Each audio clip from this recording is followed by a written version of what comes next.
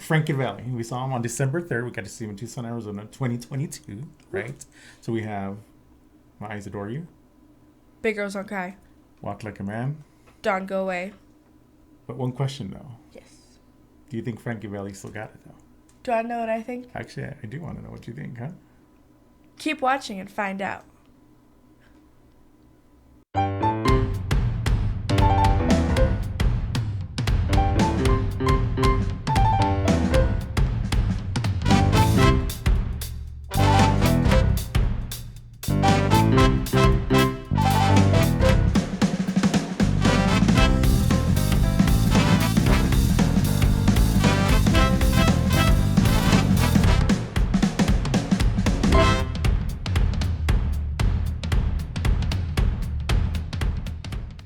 Welcome to It's a Theater Thing. I'm your host, Jocelyn. And I'm your co-host, Ferndog. So welcome once again to our new episode. Yes. Which today we're talking about Franki Valli. And the big question we had at the beginning was, does he have it? Does he still got it? But we're not going to answer that yet, right? We're not going to answer that yet. So lo and behold, though. So we got to go see Franki Valli on December 3rd. And it was a very once-in-a-lifetime experience. I really, really enjoyed it. He had said himself, too, that he had rescheduled to go to Tucson 3 times already. So it made it even more special. Yeah, it was cool. It was lots of fun. But I always like these road trips when we do these when we go to concerts. And we always try to guess what's going to be that opening song that the artist is going to start with, right? Yes. So our guess was Sherry. Which would have been a great opener because it was their first #1. So... What did they open up with instead? Which actually I thought was also a very good choice because it got the party going. Any choice was good, but the real one was great. Which was? Grease. So you start out with the song title Grease, and everyone, once that first note hit, everyone just went crazy. Yes. People started dancing right away. People started singing right away. Lots of fun. Clapping, right? But that night he played, obviously he's going to play all his major hits, and some songs, very few songs I didn't know, though. I was very surprised. I knew most of them. Yes. It was very fun. I was a little upset, though, that they didn't play my favorite song. Which was? Candy Girl. They didn't play that one, that's right. It's okay, I'm over it now. I think he made up for all the other great songs he sang, so yeah. So, it was lots of fun. Guess what, Jocelyn? Guess what time it is? What time? It's Tidbit time. Franki Valli was born in Newark, New Jersey, where he began his first band, the Varietones, in 1955. Later, that band turned into the Four Lovers. So then the Four Lovers became the Four Seasons, which eventually became Franki Valli and the Four Seasons. Unfortunately, the Four Seasons broke up in 1979. The four later reunited in 1990 when they were inducted into the Rock and Roll Hall of Fame. And the four original members of the Four Seasons are? Bob Gaudio, Tommy DeVito, Nick Massey, and of course, Franki Valli. And that is your Tidbit. So, overall, how did you enjoy the concert? You know what? I had a really, really great time. I mean, I love music to begin with. So, but then to see an artist that I've always wanted to see, like Franki Valli. And I know he doesn't have the original Four Seasons with him, but the band that he had was really good. I don't know, what did you think? I loved it. I'm a very, very big fan of Franki Valli. Second favorite band. It sounds cheesy, but I lived my 1960s dream. That's cool. So.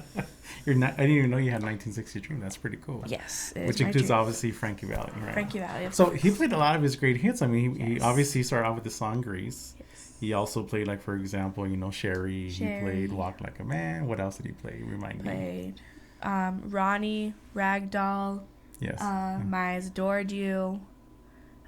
December 1963. So a lot of those great hits, and and the band that was with him was really amazing. I mean, he had the four guys that were his backup singers that were obviously the Four Seasons, and then he had a bass player, 2 guitar players, saxophone, trumpet player, percussion. Well, and they kind of mixed each other up too, didn't they? Because remember, some of them did percussion too. Well, like one was not playing the sax, he would do percussions as well, and then the drummer, obviously. But then he also had his music director that was there. Yeah. And so, for you, what was one of your most fun moments of the concert? I liked the whole thing, of course, but I actually really liked going downstairs to like the merchandise table. Yeah. I don't know why. It's always part of my favorite part of going to concerts. Right, you're trying to see what you're gonna take home with you as a souvenir. They didn't have any T-shirts. I know, right? That's the only thing that I noticed too. They didn't have any T-shirts. Was for me, I always like to buy the concert shirts if possible, and but they didn't have CDs, right? Yes. He even gave away CDs obviously that night to certain members of the audience. What else? He also had very awesome, what they call the program, as we can see here. Yes. Program which Jocelyn did purchase, obviously, and she also purchased. You also purchased a CD, correct? I got a CD and it had the original album and top number ones, of course. Yeah, which we heard on the way home. Yes. A lot of great songs. Now, if you were to pick your favorite song that you sang all night, what would you say that was? December 1963. Yes, very good. Everybody went crazy for that one. Everybody loved it. And you know which one was my favorite, actually? And I had never heard it before. And at least I don't remember Swear to God. I like Swear to God. Yeah, it was one that I don't know how I never came across that song. It was a great song. And actually, right away when we got home the next day, I put on my playlist of songs to listen to. I loved it, but I didn't know obviously there was a female singer in the original song. Yes. On that one, it was obviously all males because they didn't have any female singers with them. But definitely a great band. I mean, their choreography, I guess you want to call it that. I mean, they had some pretty good, really good, 1960s, 1950 moves. What else did you see there? I mean, some of the things that we saw. Even like the backdrops, right? Yes. They had these two big screens where they were putting up like kind of just, what would you even call them? Background? Yeah, just random videos. Backdrops. Pictures. During My Eyes Adored You, there were like a bunch of little heart photos that just kept popping up everywhere.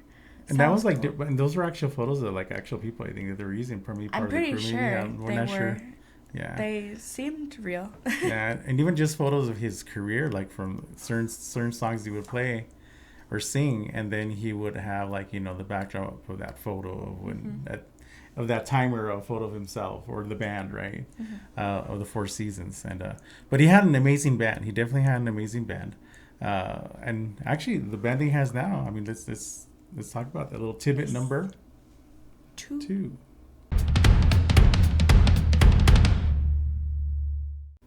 Of his current touring band, on keyboard and organ on stage, he had Robbie Robinson, who was also his music director, and his background singers were Aaron Alexander, Ronan Bay, Craig Cady, and Noah Rivera.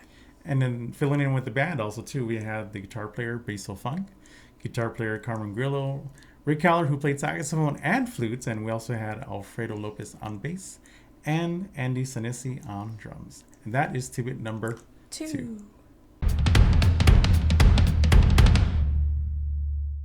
Okay, so this is kind of leading us to that question whether Franki Valli still's got that voice or not, right?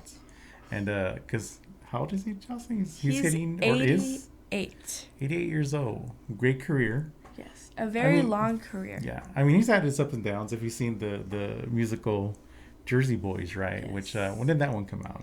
2005. 2005, and I had never seen it. I think I saw it with you, right? We both saw it together. We decided to check it out, and amazing story. It really tells. I mean, even he talked about it at his concert, right? I love his line though when he said, he asked the audience like, "Who's seen Jersey Boys?" Right? And then, woo, right? Many hands went up. But what did he say to the people that hadn't watched it?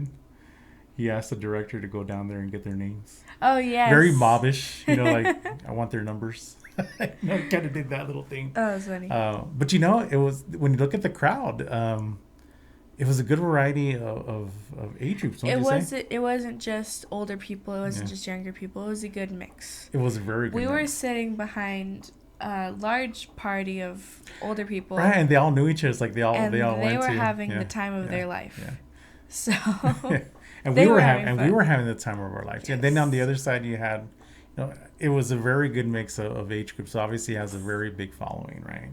So here's the question. We know that he has a 3-octave range voice, right? And you answer the question. Do you think he still got it or not? I, of course, think he still has it. Yeah, he does. I mean, he's he's a lot older, obviously, very in than tune, right? many Still of the very in people tune. that are in the game right now. But I think this might be controversial. But I think that he has it more than a lot of younger people right now. And That's coming from me. And it's strange as you say that because if you think about it, his range that he has, that 3-octave range, is now typical for many artists. Yeah. Right? But today. There's something... Today. I think it's because he's been around for so long that it still makes it really special to him. But he was the first. Yeah. He was the first to use that kind of falsetto-ish kind of range. And it worked for him. I mean, it made him very unique. I don't know how many artists were doing it at that time also too, but I mean, you have guys like the Bee Gees who kind of did that too in the disco era. But definitely he's got it. But, a lot of artists, as they get older, unbeknownst to a lot of people or known to a lot of people, they change the key. Sometimes they'll drop it. But if you think about his range, though, let's say they drop the key. Let's say half a step or full step. Let's say instead of playing the key, I'm going to get musical on you. Let's say the song was in the key of A and they go to G sharp or they go down to G. His range was still high. It's still, he was hitting those notes still. Yes. Like, I don't know. It's so interesting to me. Yeah. And it's very well kept too. His voice is very, very well kept. He sounded just like the recordings. Yeah, very fresh, right? Very surreal. But it was funny when they would start that song. You knew he was live, and this is how I don't know if you remember how we knew he was live. Is that the song started and what do you tell the keyboard player over the mic without him knowing the mic was on? I don't know if you remember that. What he said to him. Is this the right song? Oh yes, I do remember. He did that twice. He did that twice in the concert, right? And so you knew that microphone was on. There was no mistaking that he was singing with the track or anything like that. I mean, he was definitely singing live. But his range is amazing. He knows how to get the people going. But really, if you look at it, if you remember the concert, he doesn't move very much. No, he has his background singers moving a lot more. But your focus is kind of just on him the whole time. Yeah, I noticed that too. Because he's right in the center. Yeah. And he's just swinging his arm. But very well dressed, very smooth voice, wasn't cracking, wasn't, it was still, he's still got it. So definitely if you get a chance to see Franki Valli, go see him. Yes. Right? You won't be disappointed, right? 88 years old and still got it. And he knows how to motivate the crowd. He knows how to put on a show. Yes, he does. That was a show. But another person that stood out for us, for me and Jocelyn and my wife, when we were watching the show, was also his musicians, like we were talking about. He has the main singers, the backup singers who dance. They have the choreography. But who's the guy that was standing out? There is someone who has become a star to us. Yes. The bass player. Alfredo Lopez. He was wonderful. Oh my gosh, that guy. He was dancing throughout the whole night. I mean, there was times where like guitar player, they would do their solos and they would stop dancing, stop with the choreography for a good while. But he was moving. He was on fire. Yes. He just did not stop. Throughout the whole. And it was wonderful. Right? It was entertaining. Throughout the whole show. He didn't miss a step. It's what made the show the show. So props to Alfredo Lopez. Yes. And the band too, don't get me wrong, but Alfredo Lopez. The band was wonderful. He really caught our attention. He deserves some praise. Yes, he does. He really caught our attention. And thank you, Alfredo Lopez. Right? Yes. If you ever get a chance to watch this, because you really, really, oh my gosh, motivated us to have a good time as well, along with all your other bandmates. Yes. So we appreciated that. So Franki Valli was at Tucson, Arizona at the Linda Ronstadt Music Hall, correct? Yes. So if you get a chance, check out his music. And hopefully you enjoyed our episode on Franki Valli. It was a wonderful concert, and if I can see him again, I definitely will. And I will dress like it's 1964, and I will not care for stairs. I'm your host, Jocelyn. I'm your co-host, Fernando, and this is... It's a theater thing. So thank you so much, and have a good evening or a good day. And remember, we love you, and we'll see you soon. Break a leg. Yes.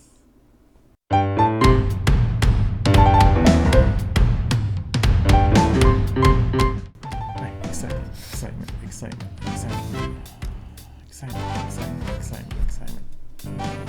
Okay. Woo! Woo! Got this. Awkward.